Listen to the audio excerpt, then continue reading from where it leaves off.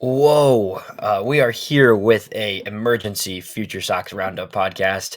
My name is Elijah Evans, and I am joined by Dylan Barnas today. We're here for one reason and one reason only. We are not going to beat around the bush. Garrett Crochet was traded to the Boston Red Sox in exchange for 4 prospects this afternoon for some people. We knew this was coming, but this is now, the first step in what's going to be an offseason of retooling this roster, planning for 2026 and beyond, really. And the reality is, we know this is the situation the White Sox are in, and we are now ready to see what this leads to. And I think Crochet was the first step. We knew it was going to happen, and I think what really has happened in the last few days with the winter meetings, Juan Soto signs with the Mets on Sunday, just to give a little recap, right? And then the Yankees respond by signing Max Fried to a $212 million deal, which is insane for what I think most people were projecting Max Fried to be getting in free agency. So then, in response to the Yankees signing Max Fried yesterday, the Red Sox turn around and say, hey, we need our ace. Like, we still need our ace. And, Corbin Burns, his price is going to be astronomical after what Snell and Fried got. So instead of even waiting for the Corbin Burns market to play out, the Red Sox said, hey, let's just do it. I have said from the start, you have said from the start, the Red Sox were a very logical fit for the White Sox. They have a ton of hitting prospects. They just absolutely need an ace to even have a chance to contend in 2025. That's something the Red Sox have needed for a few years. They find their ace, Garrett Crochet, heading to Boston. Dylan, your initial reaction to when this deal struck this morning? When it first came out that Teal was going to be the headliner, I was like, Same. all right, that's kind of like, we'll see what the rest of the package looked like. But I was fully expecting Campbell, Mayer. I was holding out hope for Roman Anthony. I know it wasn't likely, but I was holding out. Maybe it would have happened. But when I saw Braden Montgomery was the second piece, I was like, okay, that is where the deal is made. I was in love with him in the draft cycle last year. He was the Red Sox first round pick in 2024.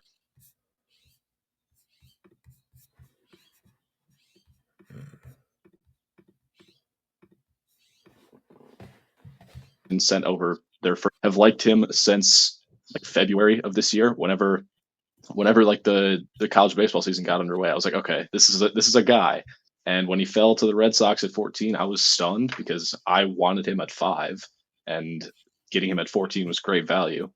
But I think that we are starting to see like a true team shape up in the future, because I mean, Kyle Teal and Edgar Caro, that's 2 solid catchers, and then Braden Montgomery is a stereotypical right fielder, big power, big arm, and he has a chance to be a right fielder for a team that hasn't had a right fielder since Jermaine Dye. Yep. Yeah, 100%, man. That was my reaction as well. I think Teal is an interesting but slightly odd fit. I think at the end of the day, though, the talent is there. You see a guy that is, for a catcher, a premium bat, right? And someone who, even at first base, could potentially be a premium hitter, right? Like, that's somebody who I think you can see being an elite hitter. My reaction there was like, where is it a bad thing to have 2 catchers and 2 catchers that are both young and talented? At the end of the day, no. And like, I get that it's a little weird because you think like, oh, it'd be better to have a guy that, slots into shortstop like Marcelo Meyer, or slots into second base like Christian Campbell, right? Like, yes, those fits are better and a little bit more clear, but at the same time, having 2 guys that can catch, and neither one is necessarily proven to be an elite defensive catcher at this point, but having 2 guys that can be catchers for a team that both have the upside to be, above average big league hitters is not a bad thing. And the reality is the White Sox don't have a first baseman as well. So if you end up in a situation where you're platooning Edgar Caro and Kyle Teal at first base and catcher, I honestly don't think that's a bad thing. I think that's pretty good value and pretty impressive. And then, like you said with Montgomery, like, we thought there was a real chance he'd go number 5, especially pre-injury. I think before he broke his ankle in the College World Series, I think there was a real shot he was going to go number 5 to the White Sox, because he's that powerful switch hitting right field upside guy that the White Sox, like you said, have not had in decade plus, right? Long time. So I think with Braden Montgomery, like, yeah, he's going to take some time. And I think with him, you're going to have to be a little patient because you need to get him back in baseball shape. He hasn't played in a game, and, it's going to be almost a year before he plays in between when he played in his last game and when he starts in, April, right? So you got to be patient. He's not an immediate right field option, but you're looking at Braden Montgomery as your potential 2026 right fielder at some point, right? And then Kyle Teal is a guy who could be up this year, should be up this year, right? I think Kyle Teal, the expectation is he'd be up, not to start the season probably, but if Caro breaks camp, let's say Teal could be up in July easily, and then you've got a catching tandem, first base catching tandem potentially, that could be really impressive. So you get your 2 bats.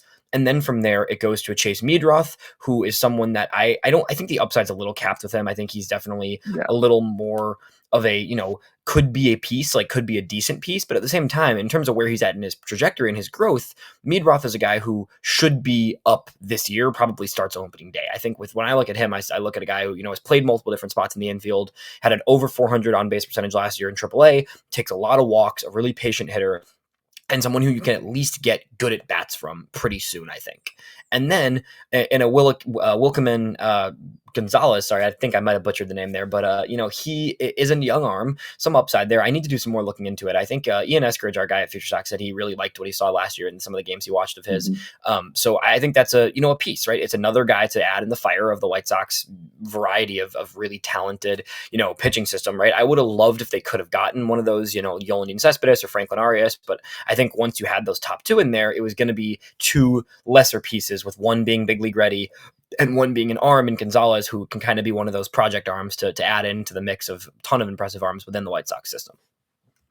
Yeah, with Meadroth, I think that he is likely the opening day second baseman, if I had to guess right now. Maybe he might end up at short if they think that Colson isn't ready, but I think that no matter what, he's going to be on the infield come opening day. Yeah, but he like you said, puts together great at bats. His K percentage has fallen every year in the last 3 years, while his walk rate has gone up. So signs of improvement there.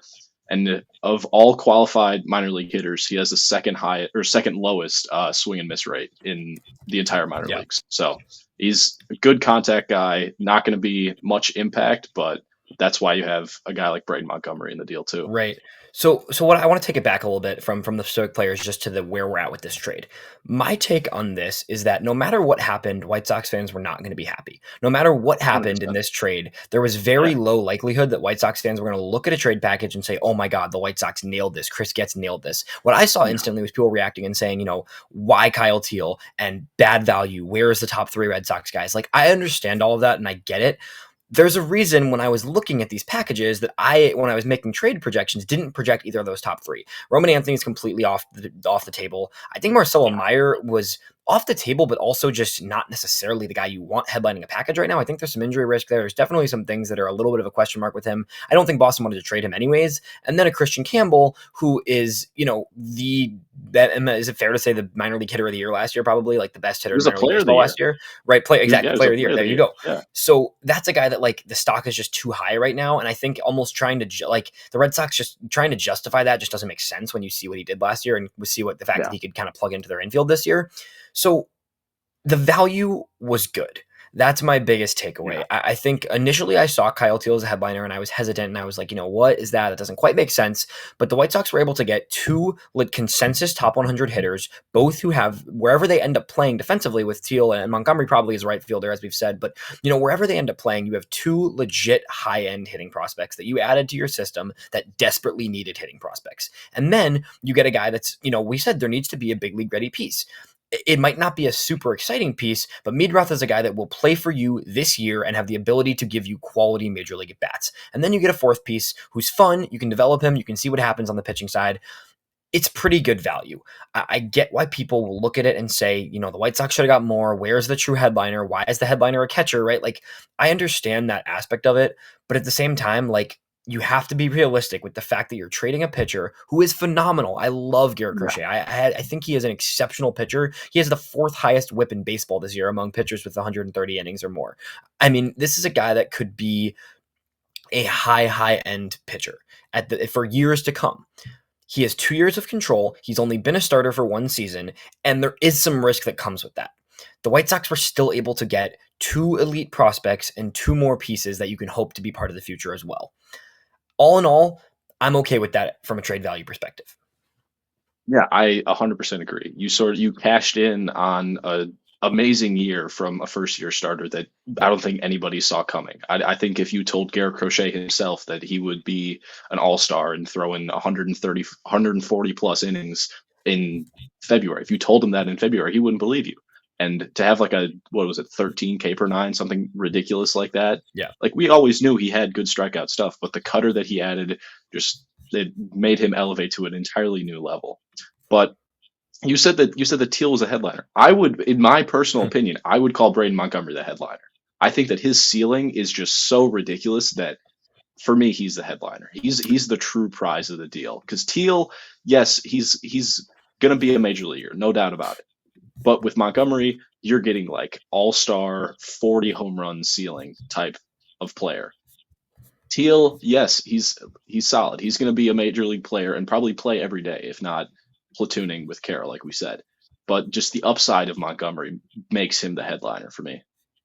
Yeah, I can see that idea. I think you can. I think right now you have to look at Teal as the headliner because Montgomery has not played a single minor league game yet. Right, he's Yeah, coming off an injury. He broke his ankle. Right, he hasn't done anything in the minor leagues. Right, so I think that's why Teal is going to be perceived, and he's ranked higher. Right, Teal's generally ranked 20-ish spots higher. I think 20 to 30 spots yeah. higher on most top 100 lists. Right, so I think Teal can be looked at the headliner, but in terms of the upside value, I completely agree with you. I think Montgomery is Mhm. the guy you can look at and say, hey, this guy could be a star. Right, like there's a lot of things that need to happen. He needs to come back. He needs to look good. He needs to make sure his ankle's good, right? Like there's factors, of course, and he's going to have to reduce the swing and miss a little bit, I think, from where he was at in college in terms of translating that to the big league level, right? But at the same time, like that's the guy you can look at and say, hey, like this could be a star right fielder for the White Sox, which is something they haven't had in quite some time. I think the value's there. I'm curious from your perspective right now. Do you think let's fast forward and say we're in 2026? Who starts All right. more games behind the plate for the White Sox, Kyle Teel or Edgar Carroll? I would say Teal only because he's got more experience than Carroll. I think he's what, 2 years older. Yeah. He's 23, Yeah, I 22. think he's I gonna be can't remember. 23. Yeah. He's older than Carroll, which is essentially just that's all I care about in terms of like the experience part because he's got 3 years of college experience and then a full year in the minors. Like he's been catching for longer than Carroll at a professional level. But I would say that if you do something to like what the Braves did with Sean Murphy and Travis d'Arnaud, where it's like a 90-70 split, I don't know if that's the exact numbers, but it was probably closer to 160.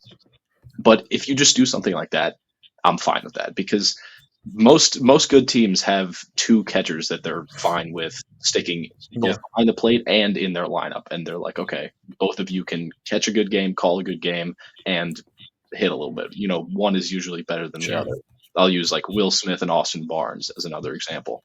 Like Will Smith is obviously the better catcher, but Austin Barnes is still a solid catcher and can still hold his own behind the plate and at the plate.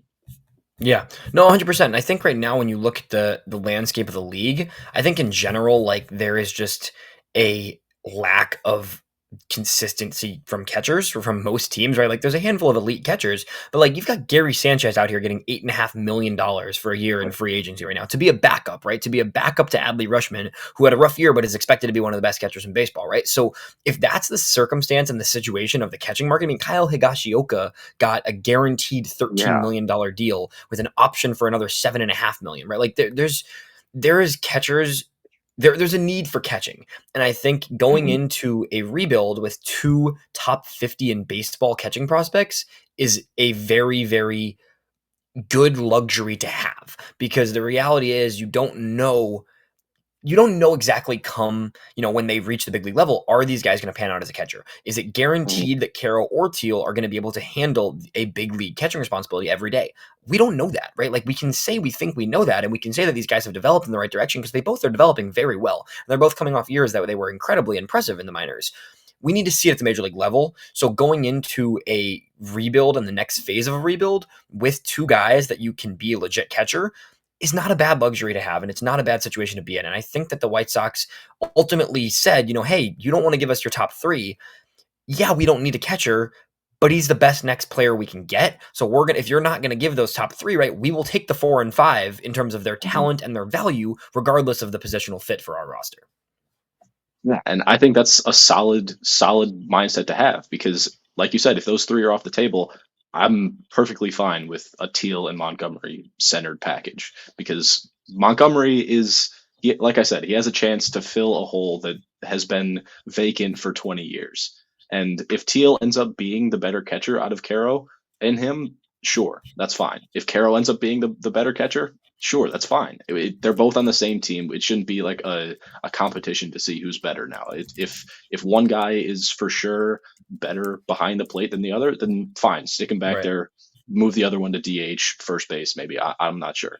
I would say if I had to move one to first base, it would be Caro, just because he slugs a bit more and his legs are. I wouldn't. I'm not going to say they wouldn't hold up long term, but Yeah. first base he would be better suited for over the course of his career. Yeah, I think that's sound logic. I can understand it for sure. I see the idea of not wanting to necessarily, set on one. And I think Caro makes sense as the first baseman, but I also do think that Caro's developed a lot behind the plate, and he's got an Oh arm yeah, that I think hundred can really percent. stick behind the plate too. So I think either way, I think they both should stay catching. I don't see a reason Yeah, to anytime soon, if hopefully if things go well, where neither of them should stop catching. And I think it's an ideal world, right? Because is Corey Lee really a valued part of the White Sox roster? I don't think so. In which case, like having two catchers that can both play 40+% of the week, like regardless of how the shift is, like I'm fine with a platoon there, and I'm fine with preserving yeah, both of them at the young part of their career by not having them catch every day and having both of them be able to play first base and be able to DH. Right? Like the White Sox don't have a set DH. I mean, the White Sox have nobody at DH, right? So like whether it's DH exactly. first base, I mean, I could see a world where 2026 is one catches 4 days a week, one catches 3 days a week, and then each of them gets a day at first base and a day at DH. Like, sure, cool. I mean, that's something that I would totally be okay with, right? Like, I think you can make it work. And I think at the end of the day, if it was a Kyle Teal versus one of their super young guys, like a Franklin Arias. I mean, I really like Franklin Arias. That might not be the best example, but if it was a Kyle Teal versus like a Miguel Bleis and something else, just to make kind of a deeper package, but Montgomery Yeah, being the only headliner, like, not, I'd go with the Teal Montgomery package there. I think yeah, honestly. So, yeah, 100%. I think it makes a lot of sense. I get why some people will not love it. It's a bit of a weird fit, but at the same time, it's pretty good value. And I think the White Sox were never going to get it's just I love to think about it and it's fun to dream on, right? But I don't think the White Sox were ever getting a Samuel Basallo. I don't think the White Sox were ever getting No, even an Aiden Miller from the Phillies, right? Like I just don't think that was happening. But now you have two guys that are, they're not top 20 prospects in baseball. I think even Teal on Pipeline today is 25. I think that's a bit aggressive, to be honest, in my opinion. But I do think these are both, middle range of the top 100 prospects, right? I think that's very realistic to say. And they're two guys that you can have as, franchise pieces, right? Like the White Sox have what? It depends what list you look at now, but the White Sox have at least six top 100 prospects with an yeah, argument for 7 or 8. yeah. That's a pretty okay Pipeline spot has to be in. six. Yeah, And Pipeline has and I six and four top 50 too, which is And I think ridiculous. there's a few places that would have even 7, maybe even at some point soon, potentially 8. So, Exactly. like there is work to be done. There's still more to happen, but we're going into 2025 with at least 6 top 100 prospects in the White Sox organization. I'm feeling pretty decent about that, Dylan. Yeah, I this is come it's come a long way since the Yeah. just Colson Montgomery era of 2021.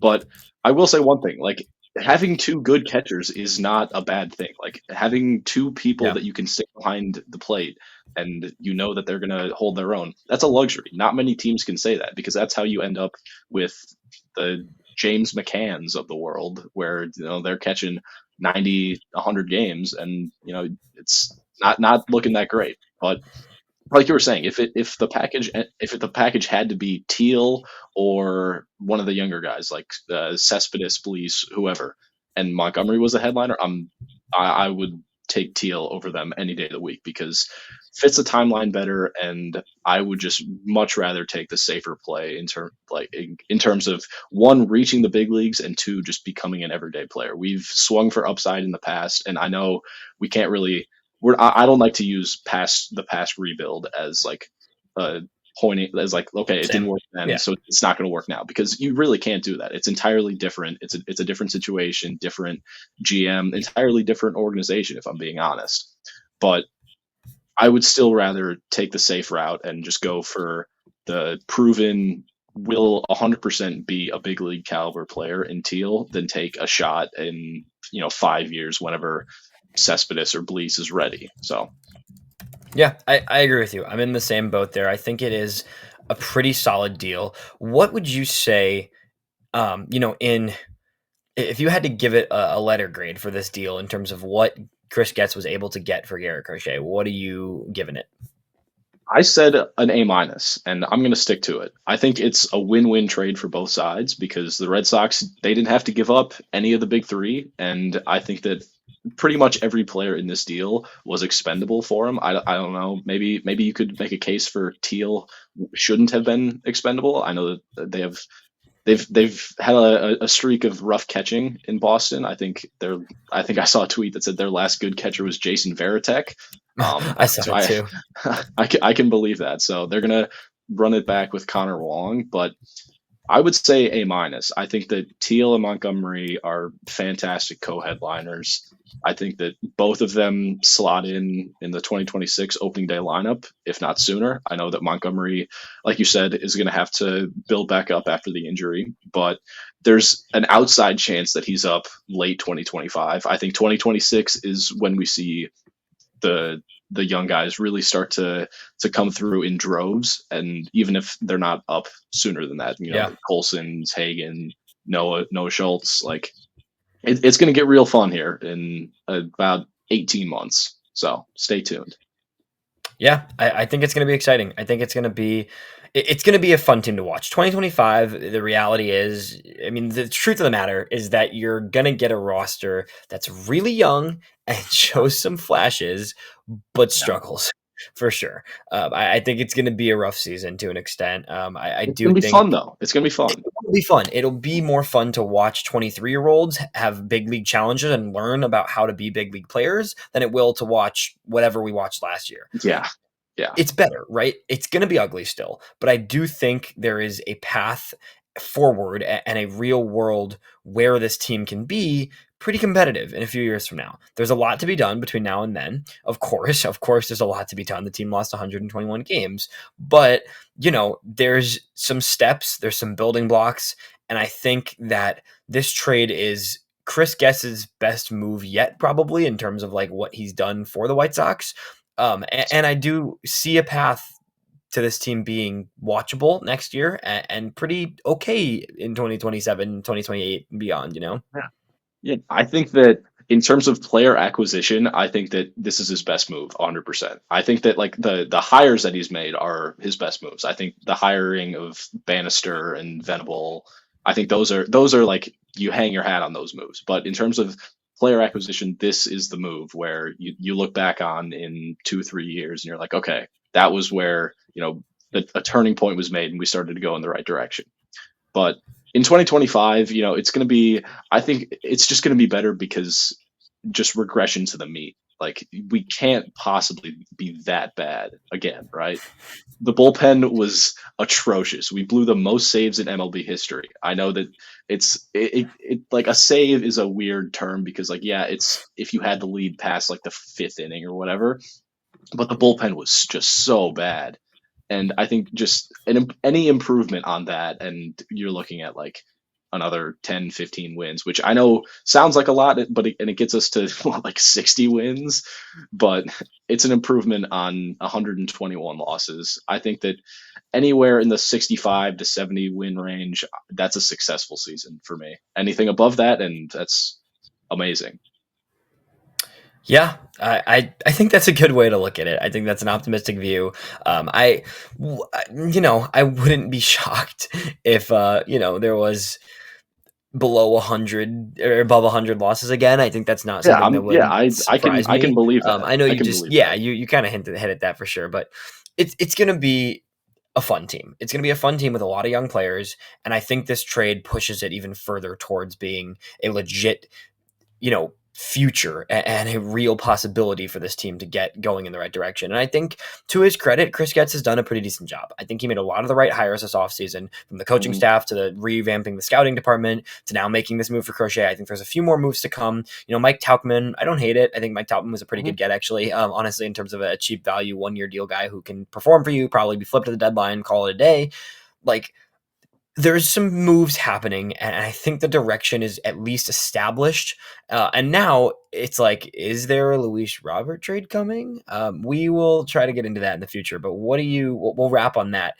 Crochet trade is done. That was step one. I think we both knew this offseason that had to be, it was manager and then it was Crochet. Like those were the two big things to develop, is finding a staff trading Crochet for prospects. Those were the first step, second step. Both of those are checked off.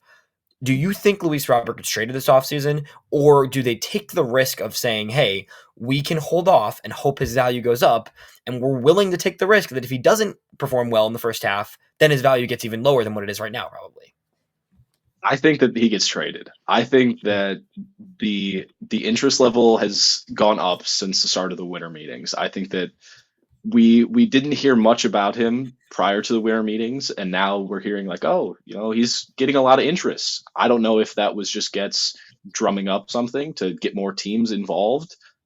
I think that he gets traded. I know that the Reds were a possibility. I saw them listed. I don't know if they have the farm to do it. I don't know what Robert's value is. We know what he can be. We saw what he was in 2024 or in 2023. That was, I don't know if that's the true Luis Robert or if it's somewhere in the middle of what we saw in 2024 and 2023. It just depends on how the White Sox value him and what other teams are willing to give up. Because if they give you I want to say a similar package to Crochet, because I don't think he'll command that much. But if you can get two low level, like 250 to 100 in the top 100s, I think that you have to take that move. I think you don't gamble on it. You don't risk it. I think that if you get a good package, I think you have to take it. Yeah, I'm not sure it's even that high of value. I think it's going to be a little bit hard to sell teams on Luis Robert, given the injuries, given what we saw last year when he was back from injury. But at the same time, maybe it's like hey, like this guy's going to perform when you put him in a team that's competitive and in a lineup with guys that support him, and having a little more depth of a lineup, right? Like this is a guy that we saw be an elite player in 2023, and he can be that again if you put him in a better lineup in a better situation. So like I can see it going either way. I do think.